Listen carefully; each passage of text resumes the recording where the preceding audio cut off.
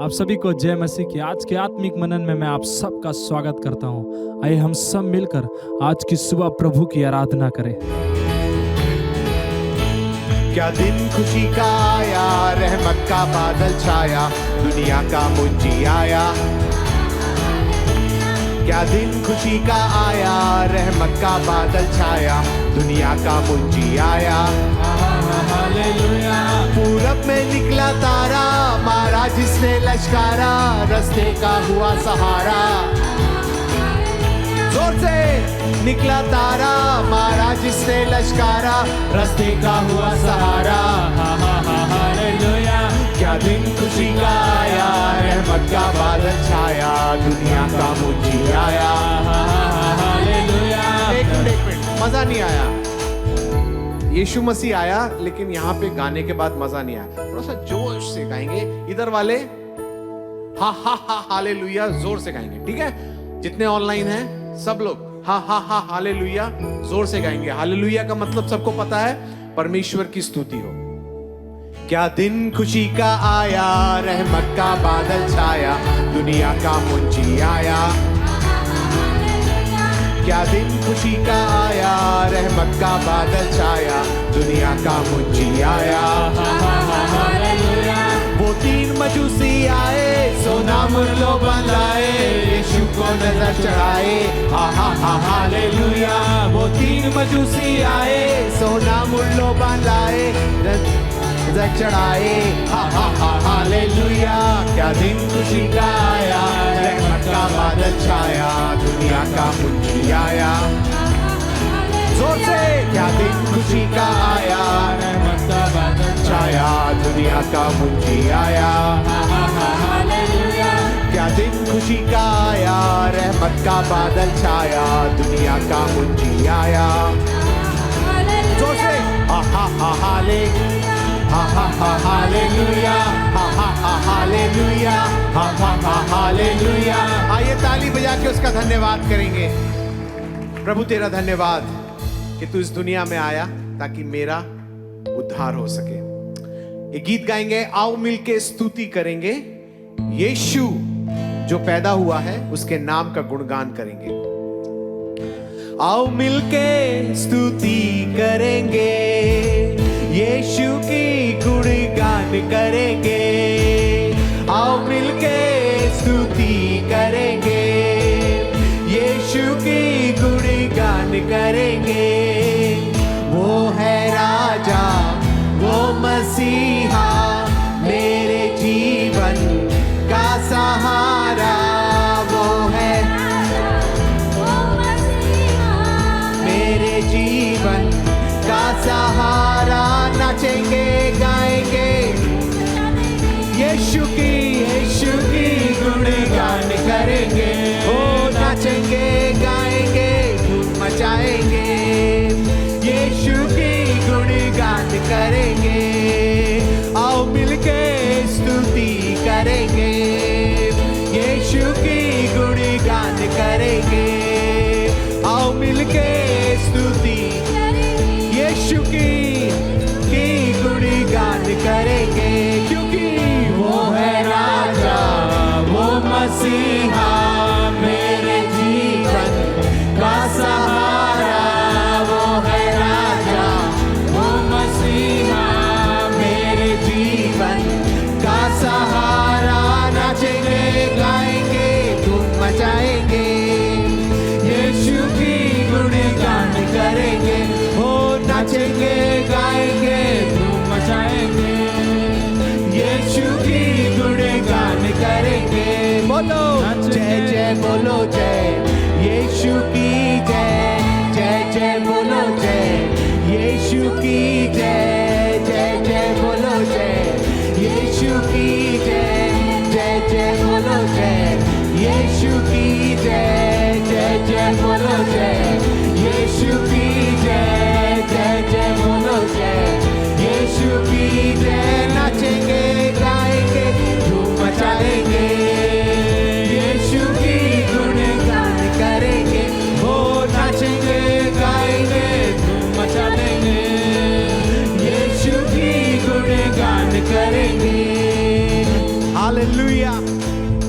आइए ताली बजा के उसका धन्यवाद करेंगे।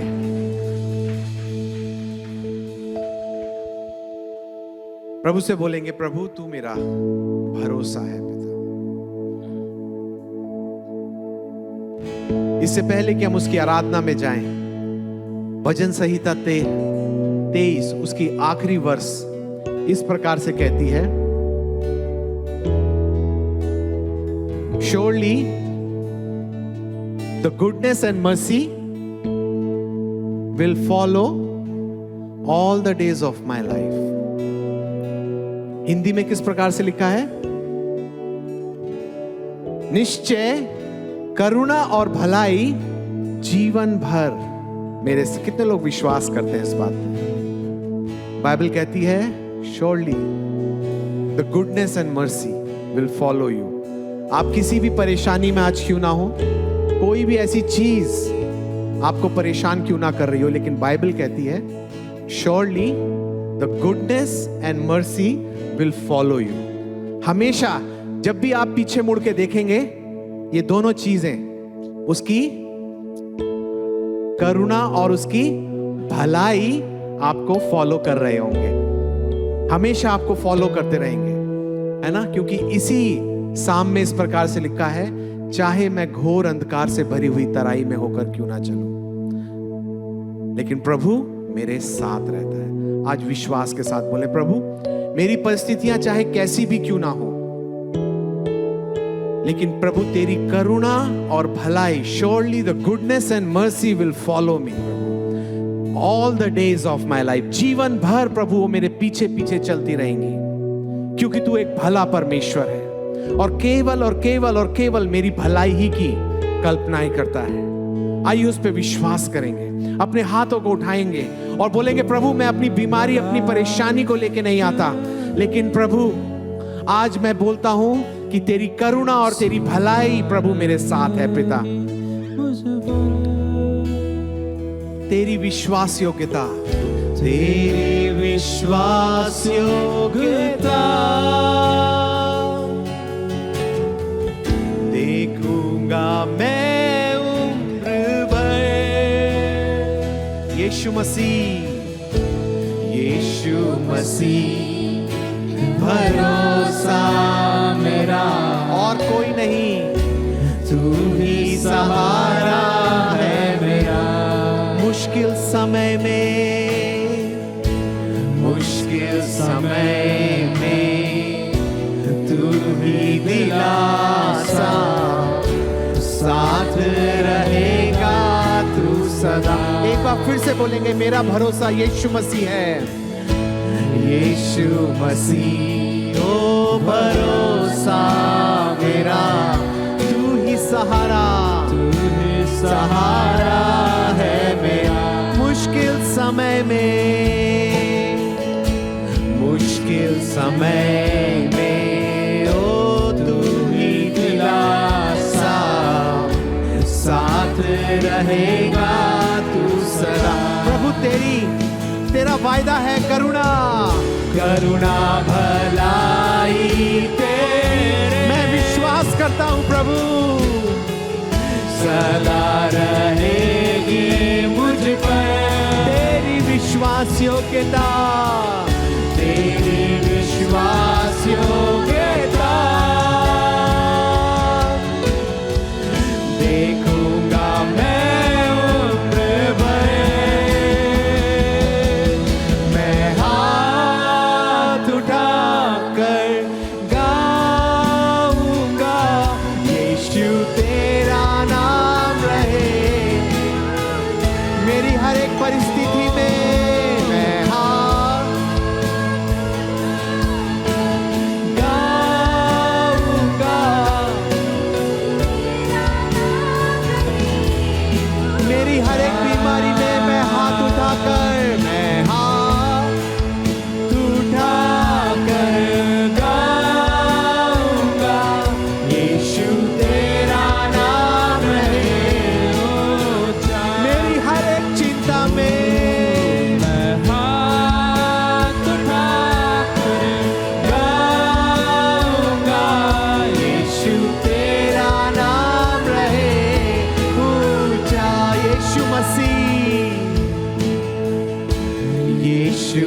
मसीह भरोसा मेरा,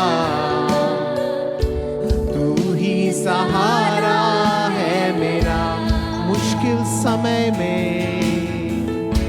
मुश्किल समय में ओ तू ही दिलासा।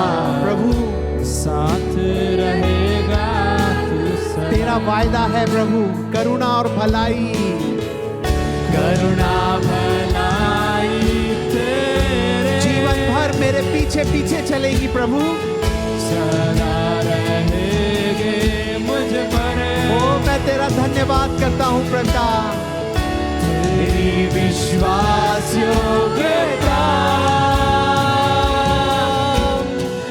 देखूंगा मैं उम्र भर। मैं हाथ उठाकर मैं हाथ उठाकर गाऊंगा, यीशु तेरा नाम है ऊंचा।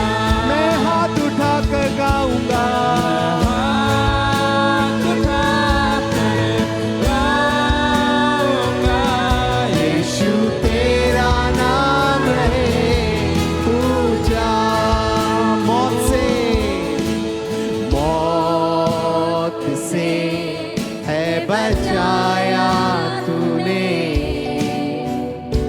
जीवन नया है दे दिया। नाम लेकर प्रभु ने आपको पुकारा है, नाम लेकर पुकारा मुझे। विश्वास के साथ बोले, नाम लेकर मुझे पुकारा प्रभु। महिमा से मुझको भर दिया। मौत से प्रभु तूने मुझे बचाया, मौत से है बचाया तूने, जीवन नया है दे दिया। नाम लेकर प्रभु ने आपको बुलाया है, नाम लेकर बुलाया मुझे। ओ महिमा से मुझको भर दिया। क्योंकि करुणा और भलाई तेरी पिता, करुणा भलाई तेरी सदा रहेगी मुझ पर। तेरी विश्वास योग्यता, तेरी विश्वास योग्यता देखूंगा। विश्वास करे, देखूंगा मैं उम्र भर। मैं हाथ उठाकर हाथ उठा गाऊंगा, यीशु तेरा नाम रहे ऊंचा। मेरे जीवन के हर पल में। हाथ उठाकर गाऊंगा, यीशु तेरा नाम रहे ऊंचा। मैं हाथ उठाकर मैं हाथ उठाकर गाऊंगा, यीशु तेरा नाम रहे ऊंचा। हाथ उठाकर गाऊंगा, यीशु तेरा नाम रहे ऊंचा। मेरी परेशानियां कुछ भी क्यों ना हो पिता, आज मैं उनकी ओर नहीं देखता पिता। मेरी गरीबी कैसी भी क्यों ना हो प्रभु, मैं उसकी ओर नहीं देखता। मेरे बच्चों की परिस्थिति कैसी भी क्यों ना हो प्रभु, मैं उनकी ओर नहीं देखता। लेकिन प्रभु मैं एक ही बात बोलता हूं, करुणा भलाई तेरी पिता। यह समय सूचनाओं का है। इस सप्ताह के लिए सूचना इस प्रकार से है, कृपया ध्यानपूर्वक सुने। फरीदाबाद के अलग अलग स्थानों में हिंदी आराधना सभा होती है, जैसे कि धीरज नगर की आराधना सभा सुबह 9 बजे धीरज नगर क्षेत्र में होती है। सूरजकुंड की आराधना सभा सुबह 10 बजे सूरजकुंड क्षेत्र में होती है। रामनगर की आराधना सभा सुबह 8 बजे और 9:30 बजे रामनगर क्षेत्र में होती है। भरत कॉलोनी की आराधना सभा सुबह 9 बजे भरत कॉलोनी क्षेत्र में होती है। 21D और 21C की आराधना सभा सुबह 9 बजे 21D क्षेत्र में होती है। दयाल नगर की आराधना सभा सुबह 8 बजे सूरजकुंड क्षेत्र में होती है। नीमका की आराधना सभा सुबह 9 बजे नीमका क्षेत्र में होती है। गदाखोर की आराधना सभा शाम 5:30 बजे गदाखोर क्षेत्र में होती है। अंग्रेजी की आराधना सभा सुबह 10 बजे 21C क्षेत्र में होती है। यदि आप इन क्षेत्रों के आसपास रहते हैं तो कृपया करके आप हमारे साथ किसी भी एक आराधना सभा में जरूर सहभागी हो। हर रविवार को सुबह 11 बजे ऑनलाइन YouTube के द्वारा आत्मिक विचार प्रस्तुत किया जाता है। मैं आप सब भाई बहनों से अनुरोध करूंगा कि आप हमारे साथ मिलकर इस आत्मिक विचार में जुड़े, ताकि हम सब मिलकर परमेश्वर के वचनों को सीखें और उसके वचनों में बढ़ने पाए। हर रोज पासवान और प्रार्थना का दल आप सब के लिए मिलकर रोज प्रार्थना करते हैं।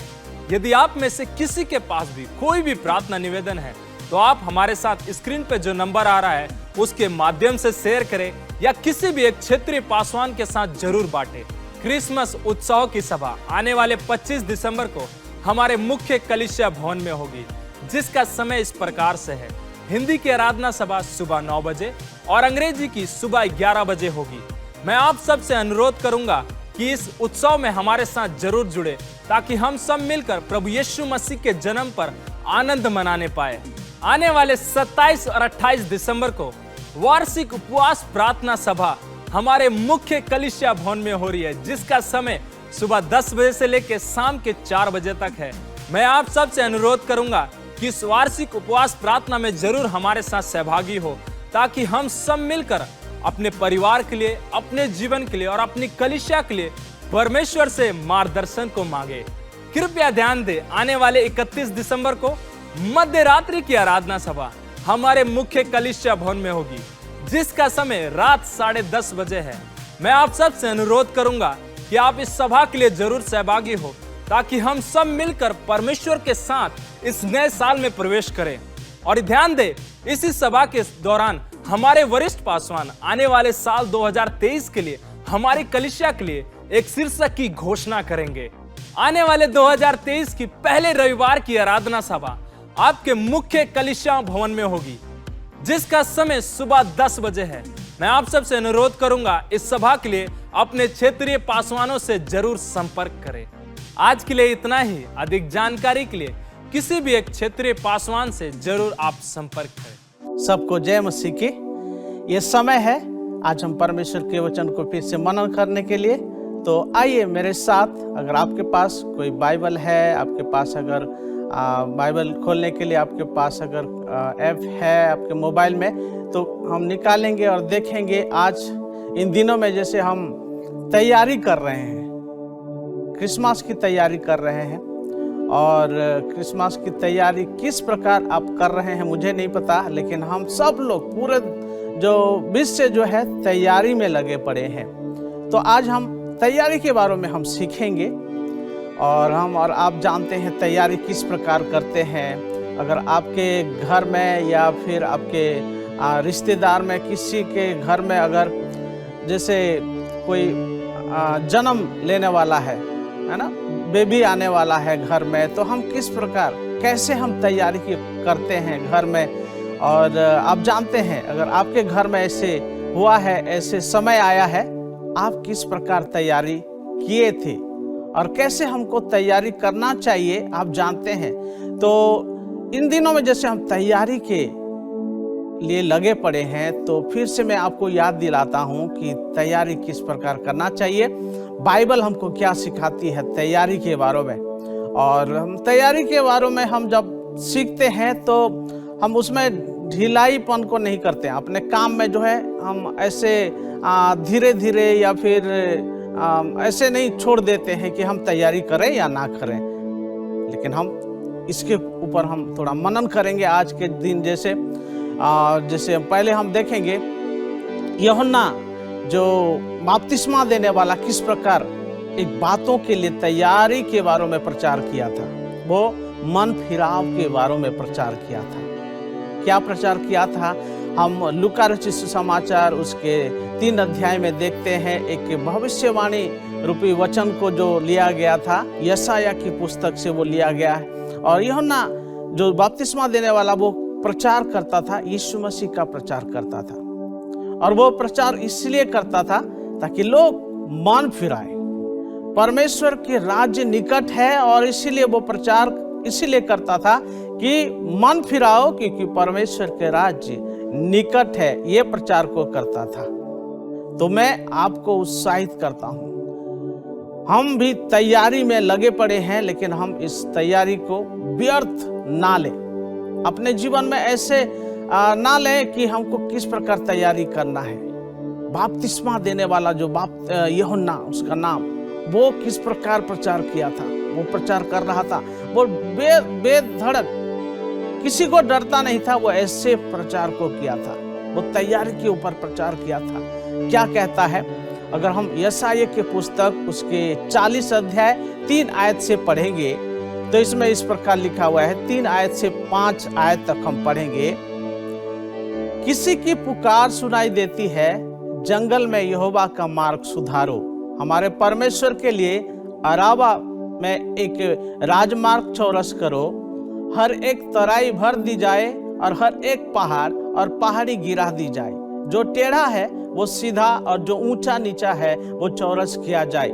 5 आयत में लिखा है, तब यहोवा का तेज प्रकट होगा और तब सब प्राणी उसको एक संग देखेंगे, क्योंकि यहोवा ने आप ही ऐसा कहा है। यहाँ देखते हैं यूहन्ना बपतिस्मा देने वाला वो यीशु मसीह के आने का तैयारी कर रहा है और वो प्रचार कर रहा है, लोगों को तैयार करने के लिए, लोगों को तैयार होने के लिए सतर्क करा रहा है, अलर्ट करा रहा है लोगों को कि टेढ़ा मेढ़ा रास्ता सीधा किया जाए, जो ऊंचा है उसको भी बराबर कर दिया जाए। यानी हम अपने आप को, हमारे जीवन में अगर कुछ कमी है, अगर कुछ ऐसे बातें हैं जो हम अभी भी तैयार नहीं है, हमारे जीवन में ऐसे कुछ बातें हैं जो हमको उस तैयारी करने में रुकावट डालता है, तो हम अपने आप को तैयार करें। जैसे यूहन्ना बपतिस्मा देने वाला वो कहता है कि टेढ़ा मेढ़ा रास्ता या ऊंचा नीचा रास्ता को भी बराबर कर दिया जाए, क्योंकि यीशु मसीह आने वाले हैं। तो हम जैसे क्रिसमस की तैयारी कर रहे हैं, यानी यीशु मसीह हमारे दिल में जन्म लेने वाले हैं, तो अपने हृदय को तैयार करें, अपने जीवन को उस प्रकार तैयार करें, क्योंकि यीशु मसीह हमारे हृदय में जन्म लेने वाला है और जहां यीशु मसीह जन्म लेते हैं वहां अद्भुत काम होता है। और एक दृष्टांत जो बाइबल में हम पाते हैं उसको हम देखेंगे 10 कुंवारी के बारे में। 10 कुंवारी जो यीशु मसीह को देखने के लिए, वहां लिखा हुआ है, एक दूल्हा को भेंट करने के लिए गए थे। हम इस दृष्टांत को मत्ती रचित सुसमाचार उसके 25 अध्याय 1 आयत से हम पढ़ेंगे। मत्ती रचित सुसमाचार उसके 25 अध्याय इस दृष्टांत हम पाते हैं, 1 आयत से हम पढ़ेंगे। इसमें लिखा हुआ है, तब स्वर्ग का राज्य उन 10 कुंवारी के समान होगा जो अपनी मशालें लेकर दूल्हे से भेंट करने को निकली। उनमें 5 मूर्ख और 5 समझदार थे। मूर्खों ने अपनी मशालें तो ली, परंतु अपने साथ तेल नहीं लिया, परंतु समझदारों ने अपनी मशालें के साथ अपनी कुप्पियों में तेल भी भर लिया। यहां तक हम देखते हैं 10 कुंवारी जो है वो दूल्हे को भेंट करने के लिए निकले थे। 10 के 10 जो है मशालें तो लेकर गए थे साथ में, लेकिन इसमें 5 समझदार के बारे में लिखा गया है। अगर 1 से 4 आयत तक हम पढ़े तो उसमें समझदारों के बारे में लिखा गया है, क्योंकि वो अपने साथ तेल भी लेकर गए थे। वो तैयारी के साथ गए थे दूल्हे को भेंट करने के लिए। हम आज यीशु मसीह को उसके जन्मदिन को मनाने के लिए, और यीशु मसीह हमारे दिल में जन्म लेना चाहते हैं, और हम किस प्रकार अपने आप को तैयार कर रहे हैं वो हम देखते हैं इन दृष्टांतों में, कि जो 5 समझदार कहा गया है, 5 जो कुमारी थे, क्या वो अपने आप को वो जानते थे कि हमारे साथ तेल भी लेकर जाना चाहिए? जरूर वो लोग जानते थे, वो तैयारी के साथ गए थे, इसीलिए इसमें लिखा हुआ है वो समझदार थे, इसीलिए उनको समझदारों के साथ गिनती कर दिया गया। वो समझदार इसीलिए थे क्योंकि वो पूरे तैयारी के साथ गए थे, तेल भी लेकर गए थे, इसलिए वो समझदार कहा गया उन लोगों को। हम और आप किस प्रकार आज इन दिनों में हम तैयारी कर रहे हैं? क्या हम अपने साथ जो तेल को दर्शाता है वो पवित्र आत्मा को दर्शाता है। तेल जो है पवित्र आत्मा को दर्शाता है, तेल जो है हमारे विश्वास को दर्शाता है। हम कितना विश्वास करते हैं, हम कितना अपने आप को जो है परमेश्वर के हाथ में देते हैं और पवित्र आत्मा के भरपूरी के लिए हम मांगते हैं परमेश्वर को कि पवित्र आत्मा मेरे जीवन को तू अगुवाई कर, कि मेरे जीवन तेरे हाथ में देता हूँ, पवित्र आत्मा से मुझे भर दे। कितने हम विश्वास करते हैं, कितने हम परमेश्वर के हाथ में अपने जीवन को उंडेल देते हैं। इन दिनों में जैसे हम तैयारी कर रहे हैं यीशु मसीह के जन्मदिन को मनाने के लिए, ऐसा ना हो कि हमारे पास भी वो तेल नहीं है, हम भी सो जाएं, हम भी जो है यीशु मसीह आने वाले हैं और हम सो जाएं तो हमको पता भी ना चले। ऐसा ना हो। हम समझदार के जैसे हम समझदार के गिनती में हमारे होना चाहिए। हम तैयार कर रहे हैं, अपने जीवन को तैयार कर रहे हैं, अपने आप को परमेश्वर के हाथ में दे देते हैं। पूरे तैयारी के साथ हम यीशु मसीह की बात को जोह रहे हैं। हम 5 आयत से आगे पढ़ेंगे, 5 आयत से 9 आयत को, कि क्या समस्या था वो जो और 5 थे उनके जीवन में क्या परेशानी था, क्यों वो लोग फेल क्यों हो गए, क्या वजह था कि वो तैयारी के साथ क्यों नहीं गए थे, या 5 समझदारी में गिनती आए और 5 जो है छूट गए। 5 आयत से 9 आयत तक हम पढ़ते हैं। इसमें लिखा है, जब दूल्हे के आने में देर हुई तो वे सब ऊँघने लगे और सो गए। आधी रात को धूम मची कि देखो दूल्हा आ रहा है, उससे भेंट करने के लिए चले। तब वे सब कुमारियां उठकर अपनी मसाले ठीक करने लगी और मूर्खों ने समझदारों से कहा, अपने तेल में से कुछ हमें भी दे, क्योंकि हमारी मसालें बूझी जाती है। परंतु समझदारों ने उत्तर दिया कि कदाचित हमारे और तुम्हारे लिए पूरा ना हो, भला तो यह है कि तुम बेचने वालों के पास जाकर अपने लिए मोल ले लो। यहां हम थोड़ा बात करते हैं कि वो लोग सो गए थे, 10 का 10 सब सो गए होंगे, सब 10 लोग जो है सो गए थे। लेकिन जब दूल्हे के आने का शब्द को सुना, और इसमें लिखा है सब लोग उठ भी गए, सब लोग दूल्हे आने का आवाज भी सुन लिए और सब उठ के देख रहे हैं अपने मसाले को जो है ना जलाने के प्रयास कर रहे हैं। और 5 समझदारों ने जो अपने साथ तेल लेकर आए थे, विश्वास के साथ वो लोग तेल लेकर आए थे, उनका मसाले तो अच्छा से फिर जल गए। लेकिन और 5 जिनके पास तेल खत्म हो गया था, वो तेल साथ में भी नहीं लेकर आए थे, वो अभी समझदारों को रिक्वेस्ट कर रहे हैं, प्रार्थना कर रहे हैं कि हमको भी अपने तेल में से हमको भी थोड़ा दे दो, ताकि हम भी हमारे मसाले, क्योंकि वो बूझी जा रही है, वो और तेल है नहीं हमारे पास, उसको हम आपके साथ चलेंगे, ऐसे रिक्वेस्ट किए होंगे। लेकिन इसमें वो लोग कामयाबी नहीं हुए, क्योंकि समझदारों ने कहा, हम अपने तैयारी के साथ हम आए थे, हम अपने दूल्हा को भेंट करने के लिए पूरे तैयारी के साथ आए थे। लेकिन हम यहाँ जो 2 ग्रुप हो गए, 5 ग्रुप हो गए। समझदारों ने दूल्हे से भेंट करने के लिए निकल गए, लेकिन वो 5 जो रह गए उनको कहा गया कि तुम जाओ और तेल लेकर आओ, तेल खरीद के ले आओ।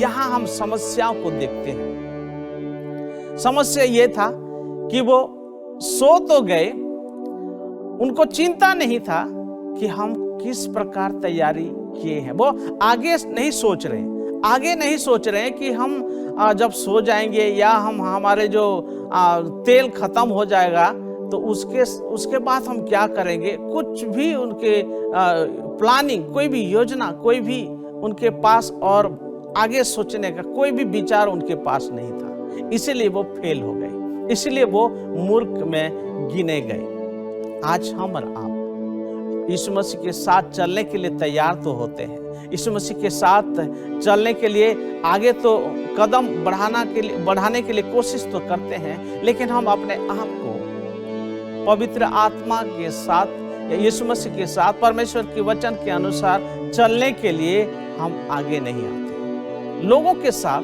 भीड़ के साथ हम चलने के लिए आगे तो आ जाते हैं। जिस प्रकार वो 5 समझदार निकले और उनके पीछे, उनके साथ हो सकता है वो और भी 5 जुड़ गए थे, उसी प्रकार हमारे जीवन ना हो। हम भीड़ के साथ चल सकते हैं, भीड़ के साथ अगर चलेंगे तो फेल हो सकते हैं, लेकिन हम यीशु को देखकर चलें।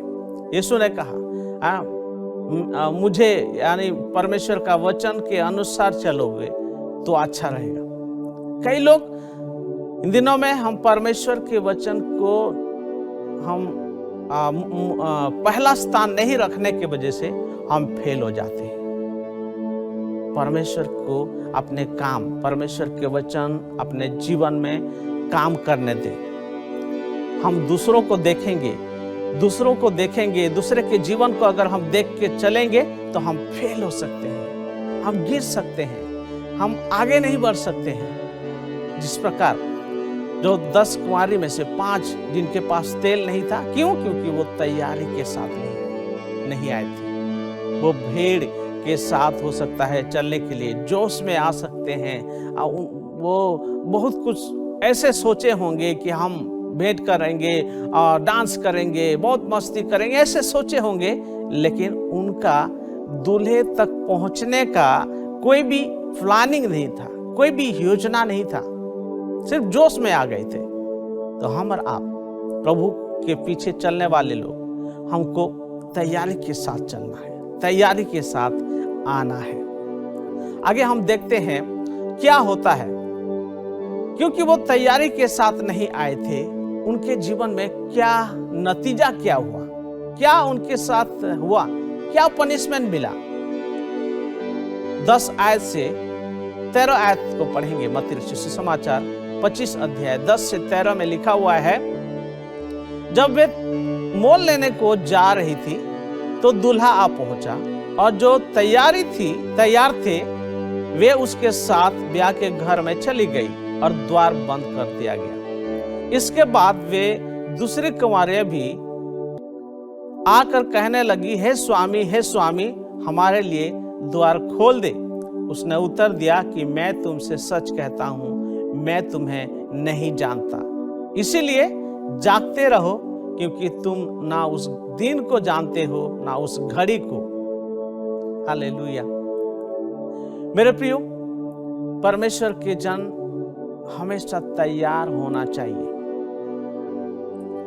हमारे नतीजा को देखते हुए हम जो चल रहे हैं उसके पीछे चलने के लिए हमको क्या मिलेगा।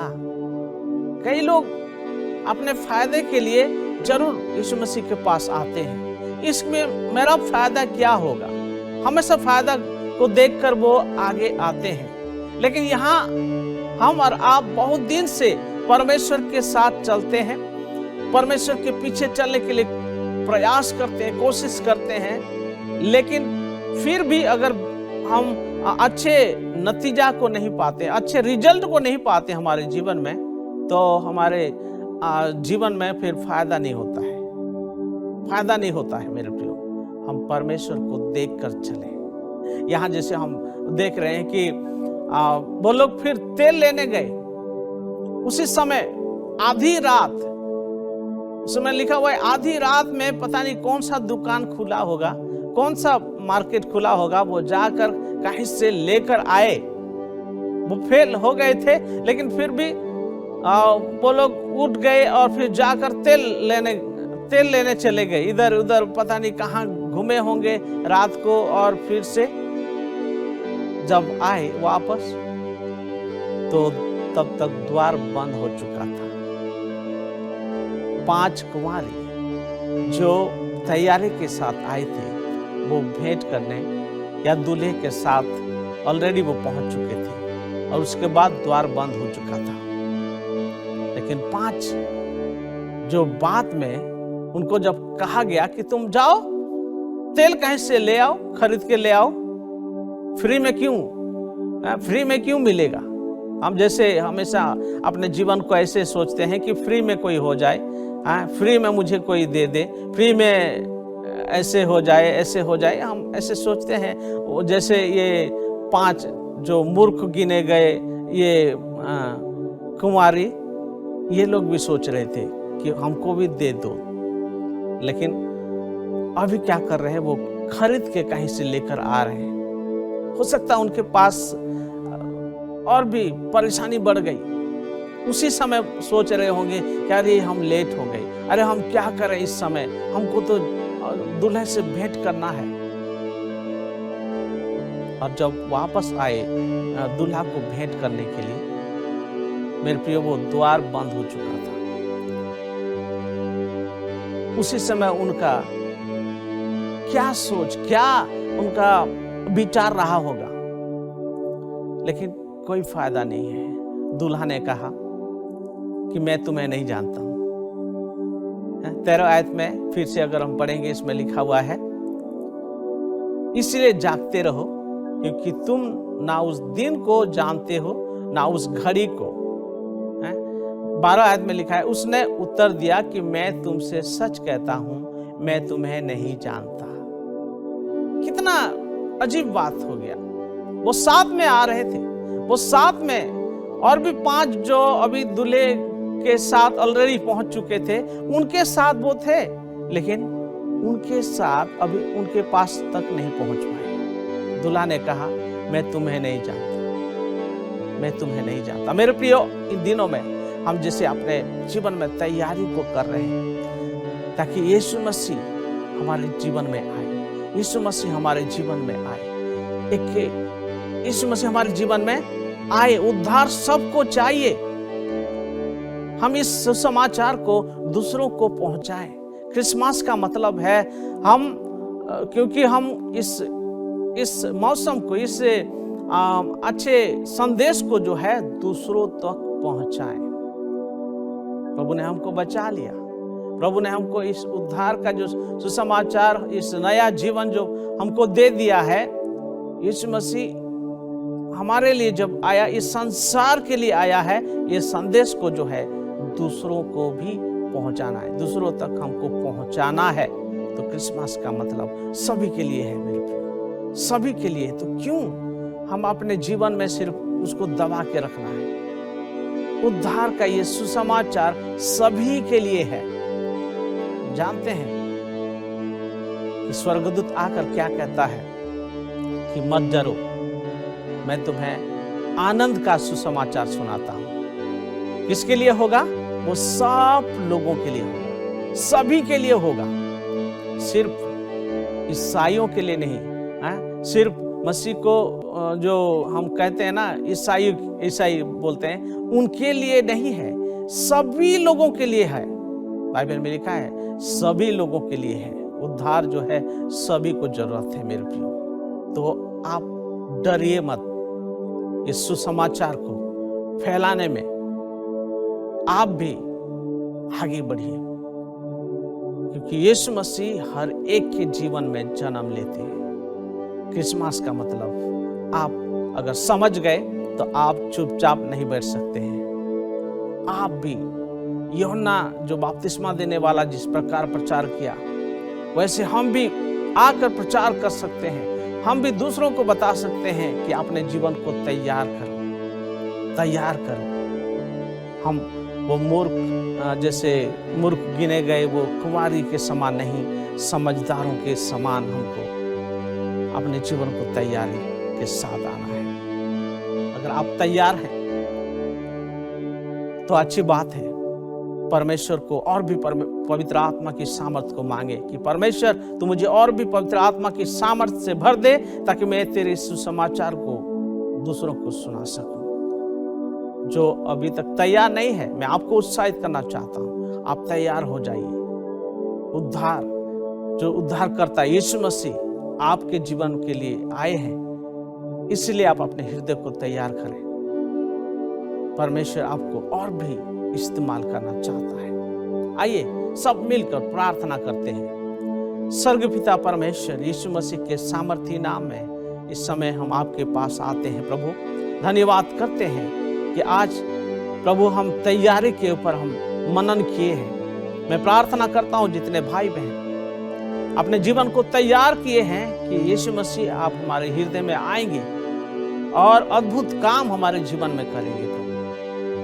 परमेश्वर, हम आपके सुसमाचार को जब इन दिनों में हम सुनाएंगे प्रभु, दूसरे के जीवन में भी तो अद्भुत काम करना परमेश्वर, तो क्योंकि सुसमाचार, जो उद्धार का सुसमाचार सभी के लिए है प्रभु, तो हर एक को तू बचाना चाहता है। तू नहीं चाहता है कि कोई भी नष्ट हो, पर प्रभु तू चाहता है कि हर एक बचाए जाने पाए प्रभु। धन्यवाद करते हैं, तूने हमारी प्रार्थना को सुना है और उत्तर को दिया है। यीशु मसीह के नाम में प्रार्थना को मांगते हैं, आमीन आमीन आमीन। प्रभु सबको आशीष दे। जय मसीह की। यह समय होगा परमेश्वर के भवन में दान और दशमांश को देने का। आइए मेरे साथ एक वचन को निकालेंगे। मलाकी 3 अध्याय उसके 8 से 10 तक हम पढ़ेंगे। क्या मनुष्य परमेश्वर को धोखा दे सकता है?